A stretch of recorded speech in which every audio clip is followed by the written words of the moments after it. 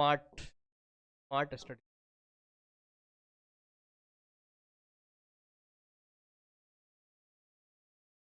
इसमें जिक्र करना चाहूंगा अपने दो दोस्तों का। लोग 3 जिगरी दोस्त थे। क्लास 10th की बात है। एक दोस्त था, मतलब दोस्त है, था नहीं, एक दोस्त है, समय था तो वो क्या करता था, रट्टाफिकेशन करता था। मतलब याद करता था बहुत ज्यादा, बहुत ज्यादा याद करता था, किसी चीज को रट लेता था पूरा एकदम। समझ में आया चाहे ना, रट लेता था। उसका ये था, वो बड़ा परेशान और दुखी रहता था। उसे लगता था कि पूरा सिलेबस रटना पड़ेगा, फिर तो बड़ा हार्ड वर्क हो गया। उसका ये था। और दूसरा जो था ना, वो कहता था हम बड़े स्मार्ट हैं। वो क्या करता था, वो केवल पढ़ता था, तो रीड करता था, और रीड करके खुद से लिखने की थोड़ी कोशिश करता था। अच्छा, ये दोनों ही जो है फंसते थे। तीसरा मैं था।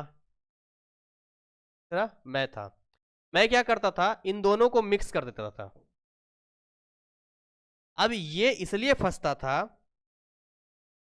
क्योंकि ये जो रट के गया अगर नहीं आया तो फंस गया, इसलिए ये फंसता था।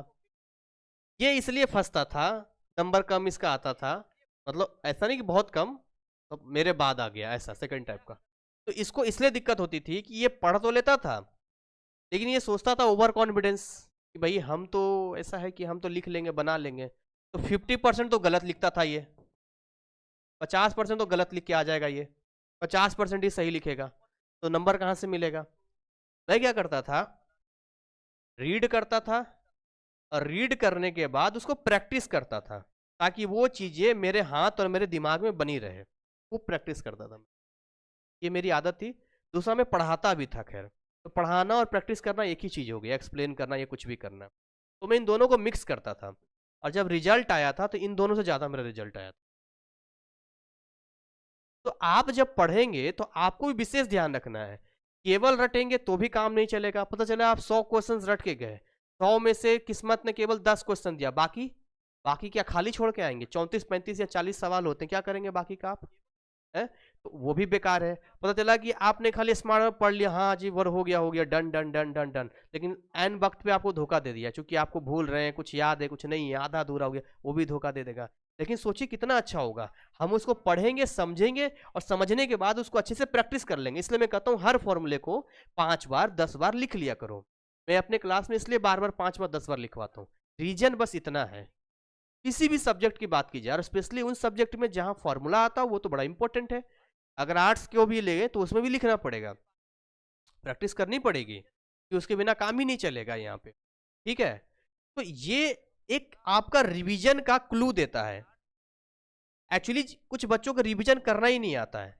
जब भी रिवीजन की बात आती है तो वो क्या सोचते हैं कि फिर से जीरो से स्टार्ट करेंगे और फिर से एकदम 100% पढ़ेंगे। ये पॉसिबल है क्या?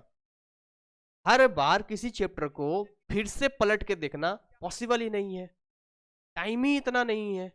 तो रिवीजन का जो सबसे बेस्ट तरीका होता है कि जो छोटे छोटे क्लू आप लिखते हैं ना पढ़ते समय, जैसे कि फॉर्मूला हो गया, फॉर्मूला हो गया, शॉर्ट नोट्स हो गया जो मैं देता हूँ ना, जो कोर्स वगैरह मैंने दे रखा है वो हो गया, या कई बार कुछ नोट्स आप खुद लिखते हैं, कई बार खुद लिखते हैं, ये ऐसे जाता है। और एक आपको राज की बात बताता हूँ, एक राज की बात बताता हूँ, वो अगर आप करोगे तो आपका परफॉर्मेंस बढ़ जाएगा, जो मैं करता था। देखो राज की बात क्या है, सुनो ध्यान से। बहुत सारे ऐसे टॉपिक हैं जो हार्ड टॉपिक आपके लिए होगा, एकदम हार्ड टॉपिक होगा, समझ रहे हो? मतलब एक बार में तो समझ में ही नहीं आएगा, 2 बार में 3 बार में बड़ा मेहनत किए तो समझ में आया, काफी हार्ड वर्क किया तो ये समझ में आया। अब इसको जाने मत दो, इसको लॉक कर दो। कैसे लॉक करेंगे? कैसे लॉक करेंगे? देखिए, एक तो मान के चलिए आपने इसको 5 टाइम लिखा, 5 बार लिख लिया, जो बिल्कुल हार्ड टॉपिक है, क्या ये लॉक हो गया? नहीं लॉक हुआ है। 5 बार लिखोगे, 2-4 दिन याद रहेगा, फिर भूल जाओगे, एग्जाम के टाइम भी पलटोगे, फिर से वही पुराना है। इंसान की आदत है, नेचर सिग्नेचर बदलता ही नहीं है, तो फिर पुराने वाले पर चल जाओगे, फिर वही हो जाएगा, अच्छा क्या था पता नहीं। अब देखो सबसे सिंपल तरीका बताते हैं इसमें, जो एकदम हार्ड टॉपिक होगा ना, उसको एकदम से पता है, जो जिस समय समझ में आ जाए, अरे समझ में आ गया, उसको अपनी लैंग्वेज में लिखो। अपनी लैंग्वेज, जैसे हिंदी में है ना तो हिंदी में लिख लो, क्या फर्क पड़ता है। यहाँ पर डीएनएफ ब्लॉक है, यहाँ ऐसे हो रहा है, ये हो रहा है, यहाँ पर ये जा रहा है, डिटेल में लिख दो एकदम से। कहीं भी लिख दो, बुक के पीछे लिख दो या किसी नोट्स में जो आपके पास रहे, पूरा लिख दो एकदम से, ऐसा लगे वो बोल रहा है। एक एक चीज को बोल दो एकदम, कुछ भी चीज को। जैसे मान लो ग्राफ है यहाँ पर, लेट एग्जांपल बताते हैं। जैसे मान लो यहाँ ग्राफ है ना, ये एक से ये बाई है। अब इसको किसी को समझना है, ये इस तरीके से जा रहा है, कर्व है ना, कर्व है, तो यहाँ पर एक लाइन ड्रॉ करेंगे। अब हमें लिखना होगा तो पूरा लिखेंगे।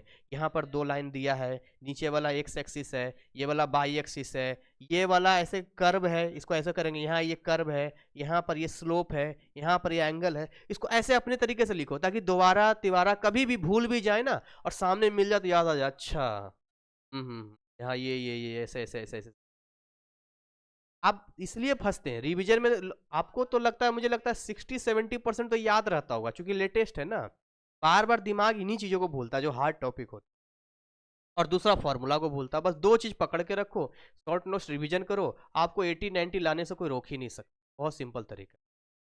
लेकिन हर बार फिर से मेहनत करना, हर बार फिर से पढ़ना संभव है क्या? सोचो आप, लॉजिकल लगता है थोड़ा, और उसी में कई लोग परेशान होते रहते। थोड़ा सा अपने पढ़ाई को स्मार्ट कीजिए, स्मार्ट तरीके से पढ़िए, इससे आपका टाइम बचेगा और आप होपलेस भी नहीं होंगे। ठीक है, ये आपके लिए बेस्ट रहे। मतलब मैं आपको बताऊं, मैं ये नहीं कह रहा कि हर किसी का माइंड सुपर माइंड होता है, लेकिन मैं अपना एक एक्सपीरियंस बता रहा हूँ। जैसे मैं क्लास 10th में पढ़ता था, तो अपने लेवल पे मुझे चीज़ें इतनी, क्योंकि मैं पढ़ाता भी था तो याद हो गई थी।